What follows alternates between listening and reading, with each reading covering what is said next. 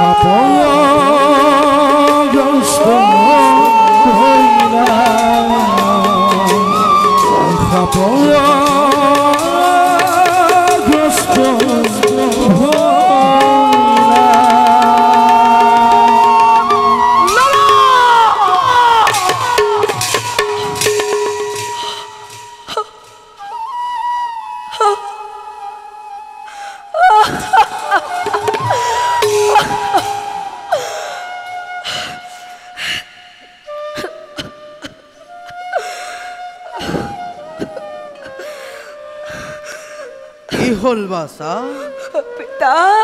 यो तो एने तोरे परिश कंदन पिता बासा মোক ক্ষমা করিবা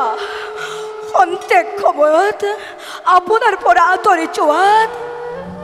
রাজা পরীক্ষিত আহিছিল জল বিচারে আমার আশ্রমে বাসা ও পিতা জল কোনেও প্রদান নকরাত আপনার থেকে ও পিতা আপনার থেকে রেতে মেতা করব রাখে গছি গল আজ মই পুত্র হই এনে ঘৃণনীয় দৃশ্য চাই থাকিব নোৱাৰিলো পিতা আৰু তাৰ ফলস্বৰূপে অহা 7 দিনৰ ভিতৰত ও পিতা দক্ষকে দংকন কৰিবলৈ ও পিতা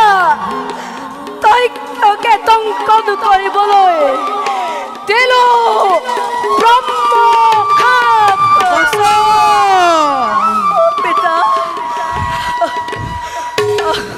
হে তই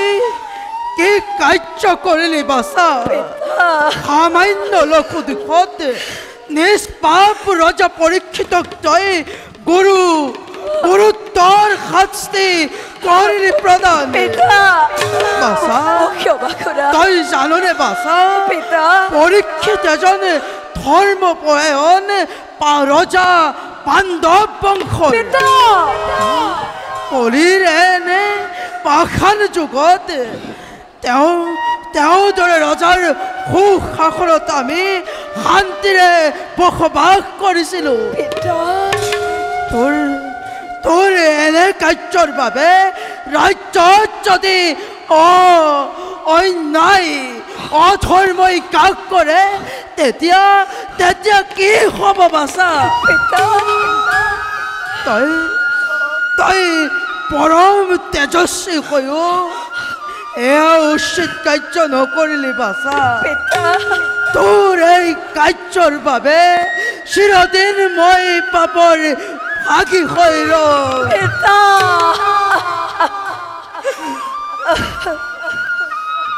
বল বাছা অতি শীঘ্ৰ আমি হস্তিনাপুৰে গমন কৰি এই বাৰ্তা ৰজা পৰীক্ষিতৰ আগত কৰোঁগৈ অৱগত বল বাছা